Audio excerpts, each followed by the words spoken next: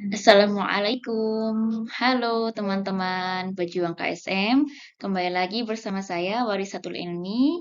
Di sini kita akan membahas KSM Biologi SMA, melanjutkan pembahasan kita yang kemarin, tetap di tahun 2013 tingkat provinsi.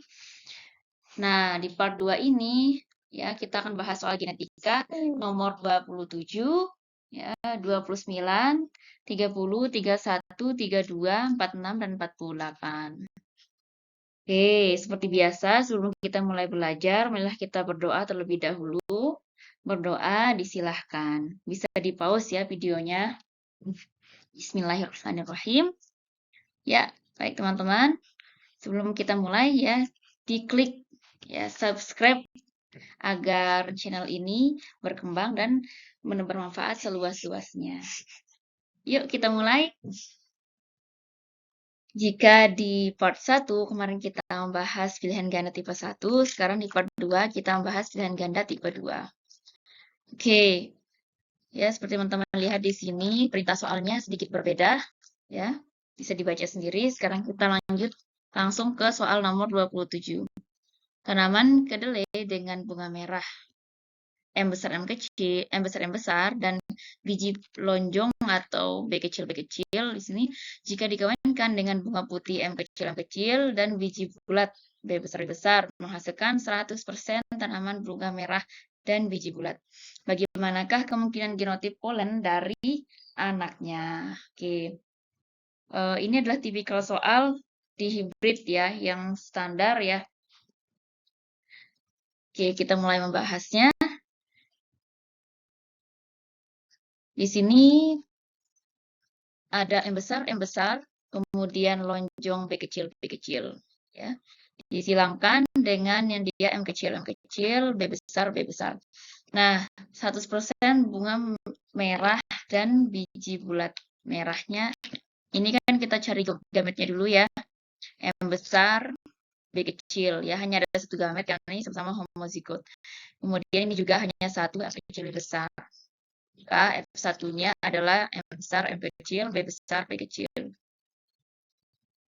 Ya, atau kita fenotipnya ya, yaitu merah bulat gitu ya. Oke, seperti halnya di sini dia bilang ya 100% merah dan bulat. Oke, langsung saja dari ini, maka kita cari gametnya. Ya, M besar, M kecil, B besar, B kecil. Cara mudah mencari gamet adalah, ini adalah heterozigot, ini juga heterozigot. Jadi ada dua yang heterozigot, ya, 2/2, ya. Rumusnya adalah 2/n, ya. N-nya adalah ada 2, di sini heterozigotnya. Maka 2/2 adalah 4, ya. Maka ada 4 peluang macam gamet, ya. Oke, langsung kita turunkan di sini dari M besar, M kecil, B besar, B kecil. Maka ada gametnya apa saja, teman-teman? Di sini ada gamet yang pertama adalah ini ya, M besar, B besar. Kemudian ada M besar, B kecil, M kecil, B besar. Kemudian M kecil, B kecil. Itu dia gametnya ya. Oke, langsung kita lihat pilihannya. Maka ini adalah benar, ini benar. Ini benar, ini benar. Oke, semuanya benar ya. Berarti jawabannya adalah A.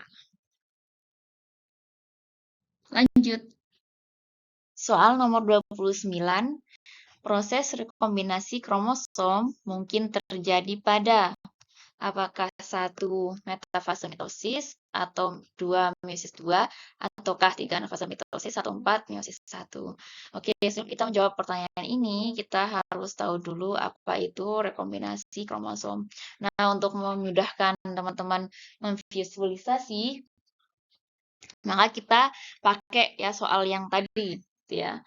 Oke, sekarang kita gambar kromosomnya. Ini adalah kromosom yang dia itu satu DNA masing-masing kromosom ini adalah haploidnya. Kita pakai warna yang lain saja. Misalnya pakai warna hijau saja ya. Nah, ini adalah kromosom, bukan haploid ya, homolog. Maaf, saya revisi. Nah, di sini tadi pakai gen yang tadi ya. Misalnya kita punya di alel sini ada M yang menentukan warna merah ya, M besar. Sementara di sini ada yang menentukan bentuk ya, ada bulat, lonjong. Nah, ini M besar, B besar, ya. Di sini M kecil, B kecil.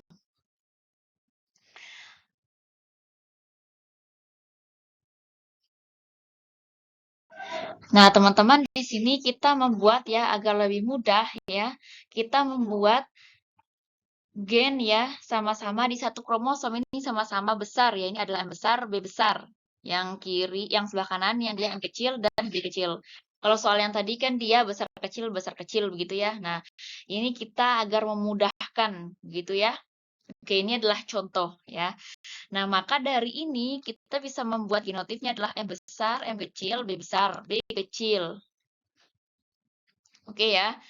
Di sini kita bisa dipahami sampai sini ya, teman-teman. Nah, selanjutnya ketika ya dia membentuk gamet ya, maka di sini M besar ya, B besar ya.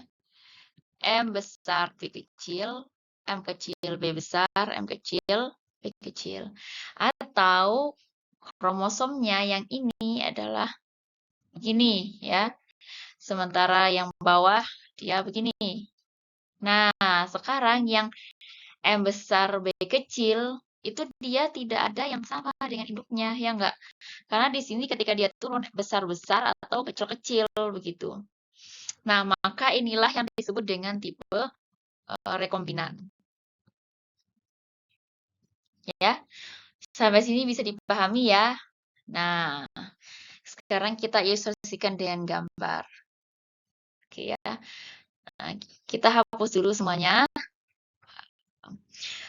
Nah, dari sini maka proses rekombinan itu dia bagaimana bisa terbentuk?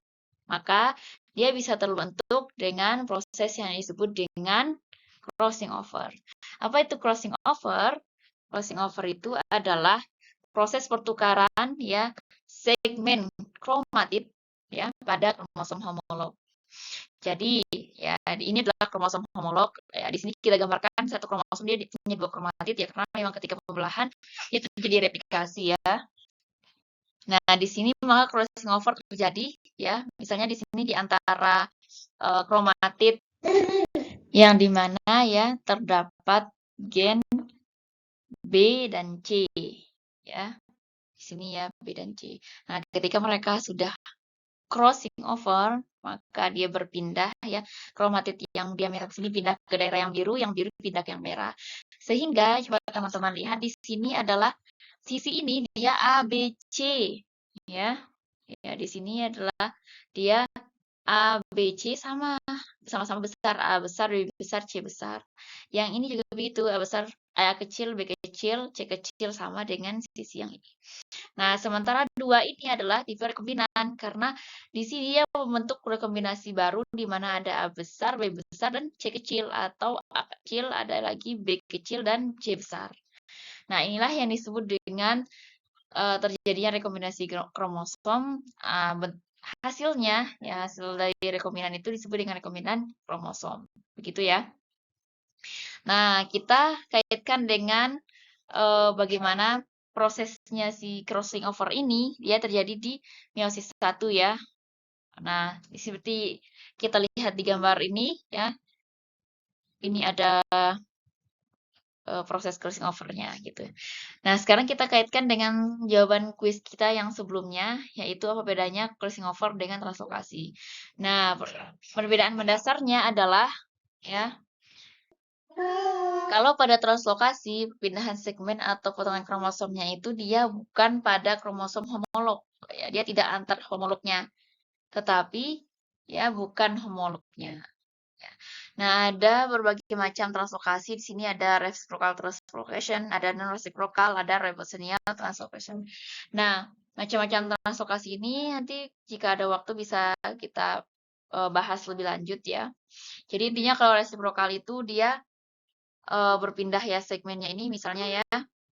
Jadi yang ungu pindah ke sini, yang orange ke sini ya bisa dilihat ya. Atau dia yang orange ini dia ke bawah sini ya.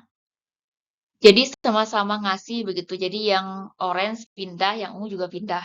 Tapi kalau non resiprokal, ini hanya yang kuning di sini ya. Contohnya hanya yang kuning pindah ke biru. Yang biru dia tetap di situ. Nah, sementara yang Robertsonian translocation ini dia bisa dilihat ya. Jadi ketika dia translokasi, maka yang bagian P-arm pada kromosom yang bentuknya akrosentrik ya. Nanti di-review lagi ya, nanti menjadi soal kuis kita di berikutnya ya. Perbedaan jadi bentuk-bentuk kromosom. Jadi ada kromosom akrosentrik ya, di mana dia ujungnya di sini pendek begitu. Nah, ketika jadi Robertsonian translocation, maka sesama P-arm atau lengan P-nya itu dia bergabung. Nah, dan Q-nya juga bergabung sehingga dia kayak jadi panjang banget dan pendek banget, dan bahkan kalau fragmen yang pendek ini dia bisa hilang begitu. Nah, oke. Jadi ini kita sampai sini dulu bahasnya. Jadi itulah perbedaan ya sekilas mendasar ya dari crossing over dan translokasi. Jadi teman-teman jangan sampai tertukar begitu. Nah, kembali lagi ke soal nomor 29, berarti kan tadi terjadi di meiosis 1 ya. Jawabannya adalah yang 4. Berarti D ya. Oke, kita lanjutkan ke soal berikutnya. Nomor 30.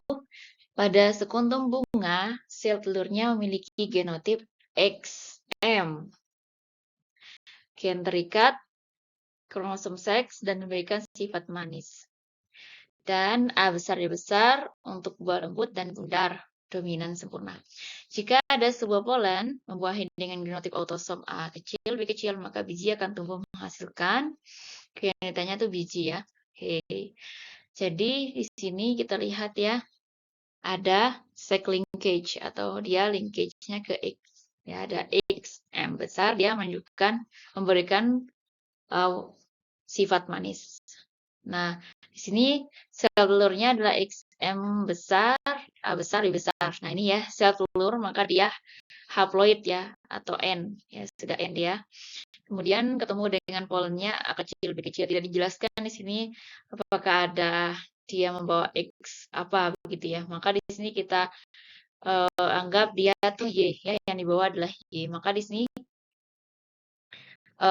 ketika disedangkan maka akan menghasilkan XM besar ya, A besar, kecil, besar, kecil. Jadi yang kita lihat di sini ada manis, kemudian lembut dan bundar. Karena ini kan dominan sempurna ya. Jadi ada manis, bundar, lembut. 1, 2, 3 ya. Jawabannya kalau nggak salah B ya. 1, 2, 3. Oke, sampai sini masih ada yang mau ditanyakan dulu? Oh maaf, bukan B ya. A. Di catatan saya A. Oke. Lanjut ya. Nomor 31. Jika tikus mutan memiliki hewan jantan berwarna merah ya atau putih. Oke. Sedangkan betinanya putih atau merah muda, maka oke, di sini kembali lagi ya masih kita ngomong tentang sex linkage. Ya, tadi dia bisa vote X atau Y ya. Oke, jika di sini ya, misalnya nih, kalau dia terpaut X, maka ketika dia intermediate ya kasusnya, maka ketika ada M besar, M kecil, maka dia akan muncul merah muda. Nah, disinilah kasus untuk betina ini, dia bisa muncul merah muda, karena dia ada dua, ya harus ada dua yang muncul gitu ya, M besar dan M kecil, dan di sini sifatnya intermediate, ya. Nah, sedangkan pada jantan, kalau dia terpaut X, maka dia nggak bisa muncul intermediate, karena hanya ada satu. Maka dia harus pilih salah satu, entah dia berwarna merah atau dia berwarna putih. Ya, kalau betina itu ada juga dia bisa M besar, ya, bisa juga M kecil, XM kecil. Jadi di sini soalnya agak kurang di sini ya. Seharusnya nggak cuma putih dan merah muda, tapi juga ada yang dia sifatnya di sini ya merah. Ya. Oke. Kita lihat jawabannya. M besar dan M kecil terpaut di kromosom Y. Kurang tepat ya. Karena dia kalau untuk menjadi intermediate dan dia muncul ya di betina juga, ya nggak mungkin di Y ya. Karena kalau misalnya dia terpaut di Y, maka dia tidak akan memberikan efek di betina. Karena di betina itu dia tidak memiliki kromosom Y, gitu ya. Kemudian pernyataan yang kedua, gen M besar, M kecil terpaut di kromosom X. Nah, di sini atau ya, apakah atau salah ya? Karena namanya mereka M besar M kecil itu mereka satu alel. Jadi ketika satunya terpaut, maka yang satunya juga harus terpaut begitu. Ya.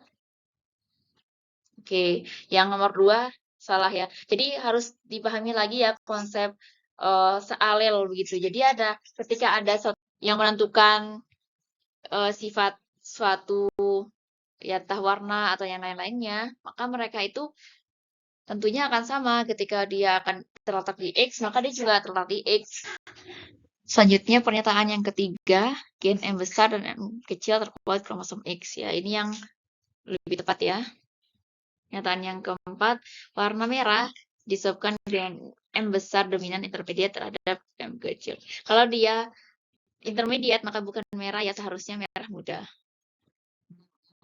Ya, jadi yang 4 cukup 4.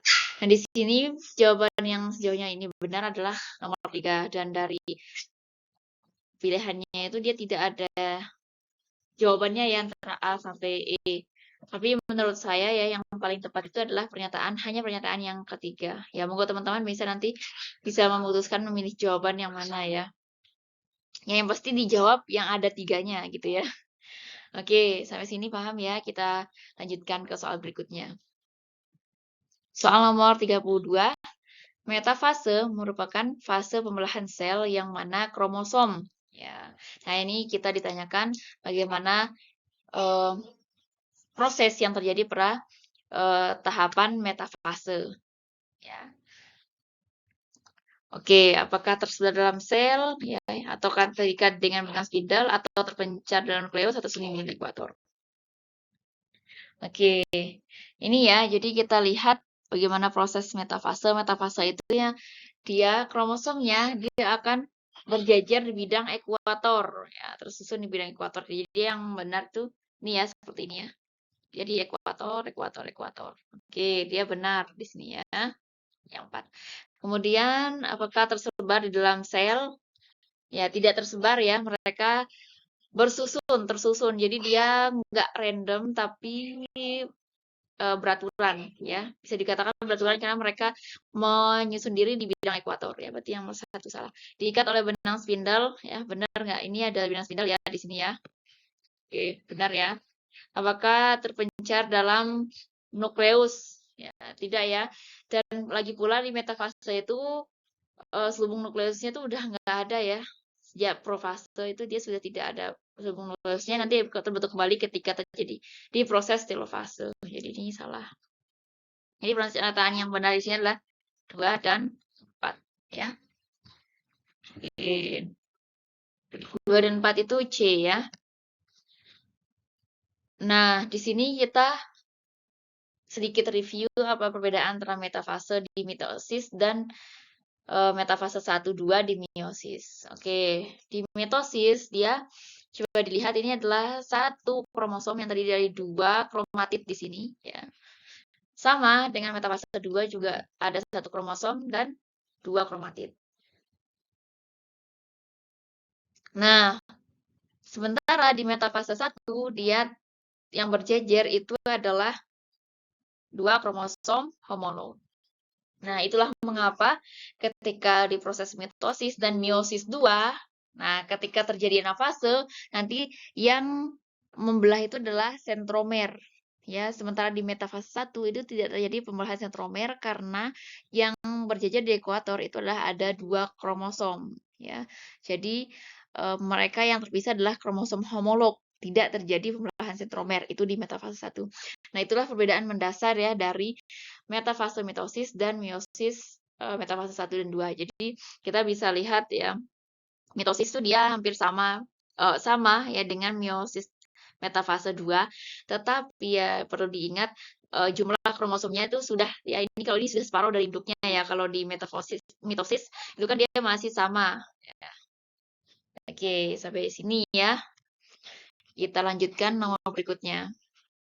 Tipe soal berikutnya adalah pilihan ganda tipe 3. Nah, di sini ada pernyataan, sebab, dan alasan. Jadi kita diminta dari pilihan A sampai E, bagaimanakah hubungan antara pernyataan, sebab, dan alasan. Oke, langsung ke soal nomor 46.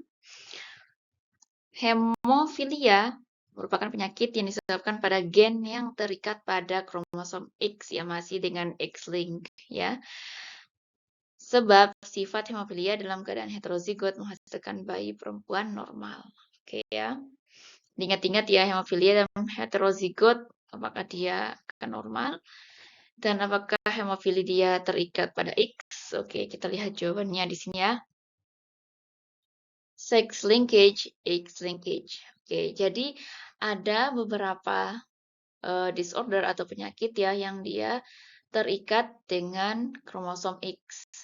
Nah, bagaimanakah pola dari penyakit tersebut diwariskan ke anakannya? Nah, kita lihat di sini. Misalnya di sini adalah ada ayah dan ibu. Ayahnya ini dia unaffected, jadi dia tidak terkena, dia punya alel dominan.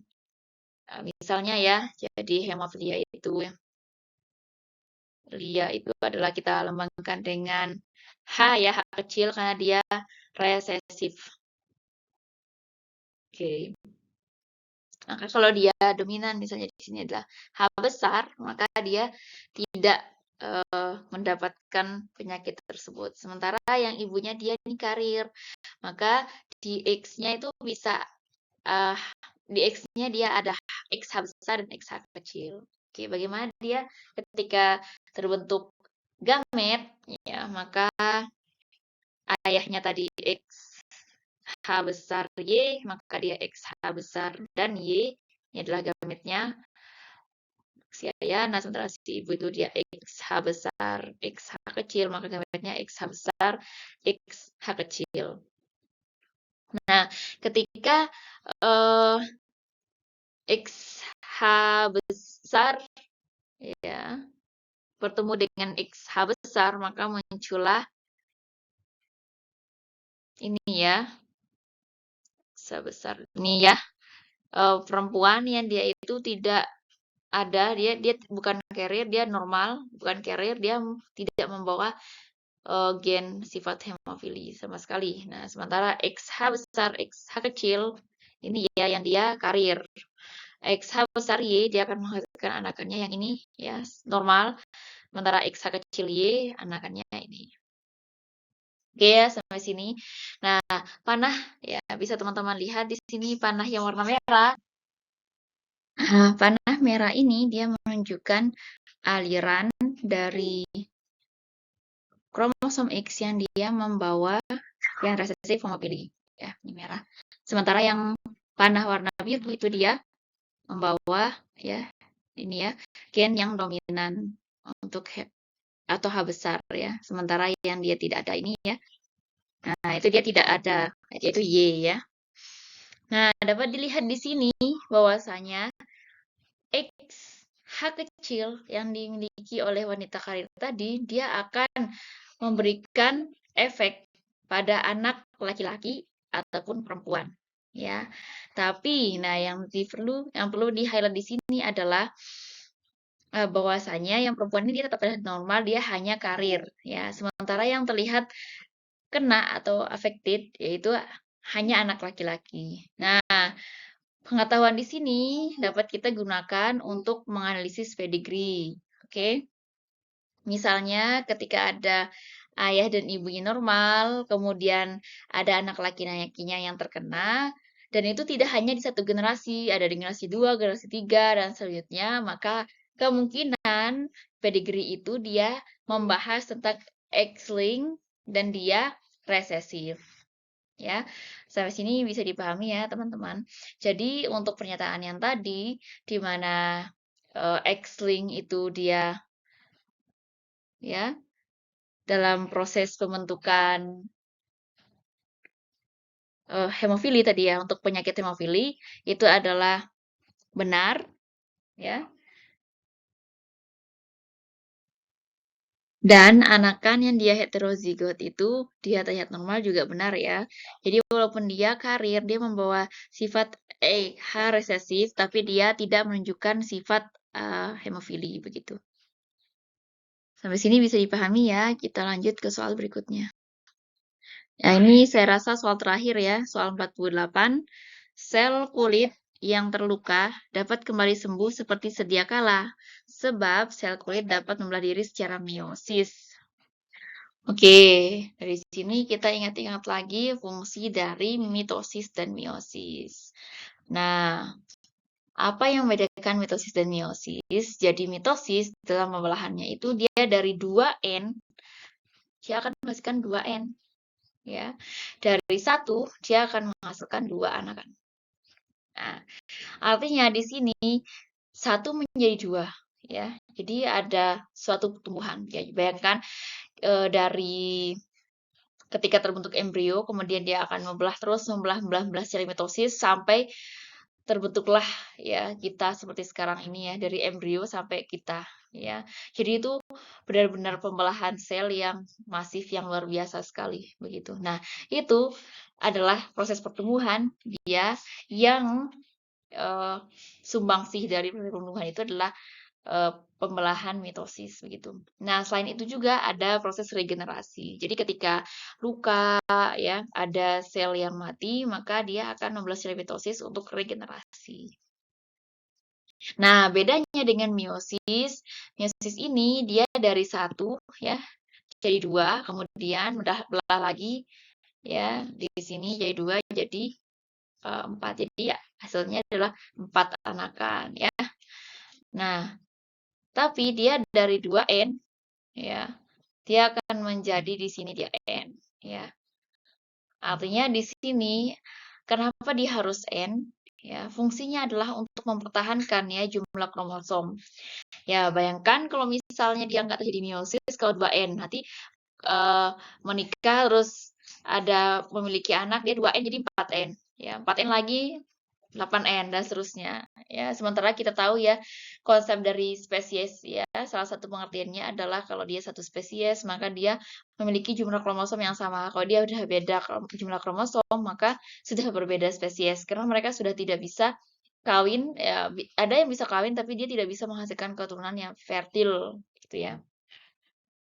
Oke, ya. Sekian untuk nomornya ya, saya kira ini adalah nomor yang terakhir. Ini adalah kunci jawaban dari pembahasan kita. Terakhir ini ada kuis kita yang kedua. Apakah perbedaan antara genetic linkage dan sex linkage? Tadi kita sudah bahas tentang sex linkage. Nah, di pertemuan berikutnya kita akan membahas tentang genetic linkage. Maka teman-teman di sini silakan dibaca ya tentang genetic linkage ya. Kemudian apa perbedaan antrosom dan gonosom? Berikutnya sebutkan bentuk-bentuk kromosom. Ya, tulis jawaban kalian di kolom komentar. Insya Allah kita akan bahas di pertemuan berikutnya.